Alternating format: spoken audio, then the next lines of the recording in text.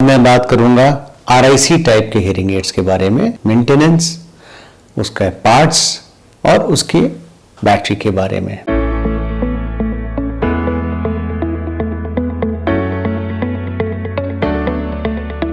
नमस्कार, मैं माथुर लखनऊ से। आज हम लोग हेयरिंग एड्स की मेंटेनेंस और केयर के बारे में बात करेंगे। ये है हमारी आरआईसी मशीन। सबसे पहले मैं इसके पार्ट्स के बारे में आपको बताऊंगा। ये इसका रिसीवर है जो कान के अंदर जाता है और ये मशीन है जो कान के पीछे जाती है। मैं इसको लगा के दिखाता हूँ आपको। ये मशीन है जो कान के पीछे चली गई और ये रिसीवर है, ये कान के अंदर जाना है। और साथ में इसके ये एक लूप है जो कान के अंदर के हिस्से में रहता है। तो ये तीन पोर्शन इसके लिए सबसे इंपॉर्टेंट है। और साथ ही इसके साथ के ये आगे स्विचेस हैं जिससे आप आवाज़ को कम ज़्यादा कर सकते हैं। इसको दबाएंगे तो आवाज़ तेज़ होगा, नीचे वाले को दबाएंगे तो आवाज़ कम होगा। उसी के नीचे ये बैटरी कंपार्टमेंट है। इसको अगर आप नीचे की तरफ खोल देंगे तो मशीन ऑफ हो जाएगा, वापस लगा देंगे तो ये ऑन हो जाएगा। ये बहुत छोटी छोटी चीज़ें हैं लेकिन हमें रेगुलर यूज़ में रखनी पड़ती हैं क्योंकि इसी से हमारी मशीन की लाइफ और मेंटेनेंस बढ़ती है।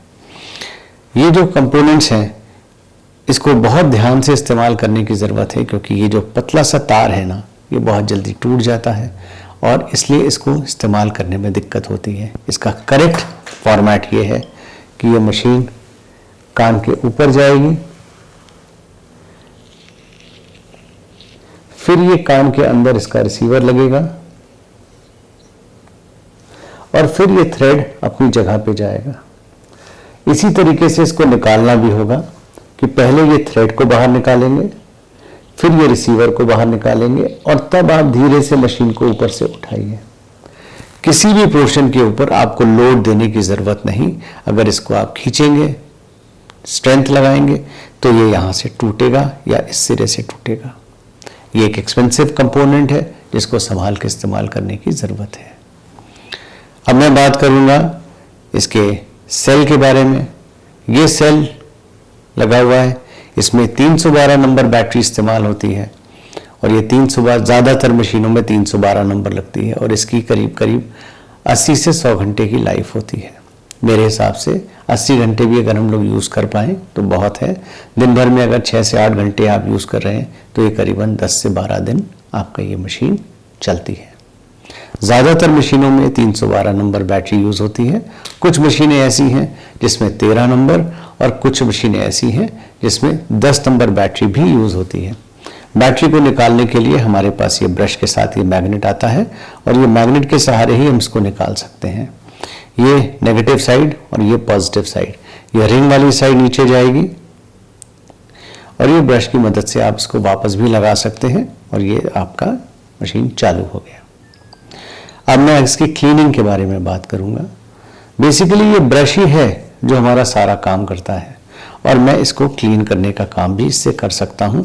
खास तौर से ये माइक्रोफोन का एरिया, इसको ज़रा सा हमें ब्रश कर देना चाहिए और फिर उसके बाद ये ईयर टिप का पोर्शन जो कान के अंदर जाता है इसको ब्रश करना चाहिए। इसी में हमारा सेरेमन और वैक्स आके इकट्ठा होता है तो इसको साफ करने की हमें ज़रूरत पड़ती है।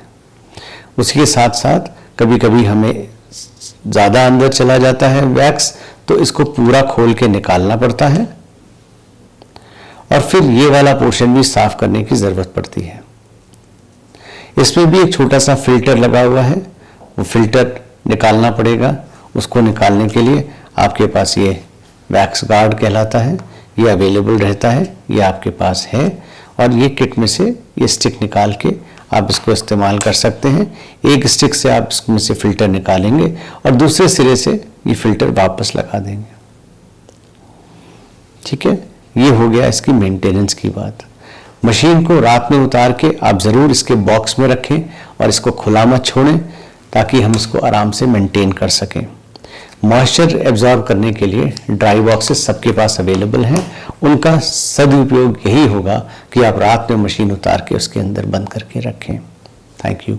अगर आपको मेरा ये चैनल पसंद आता है तो आप इसको ज़्यादा से ज़्यादा लोगों से शेयर करिए और लाइक्स भेजें। Thank you.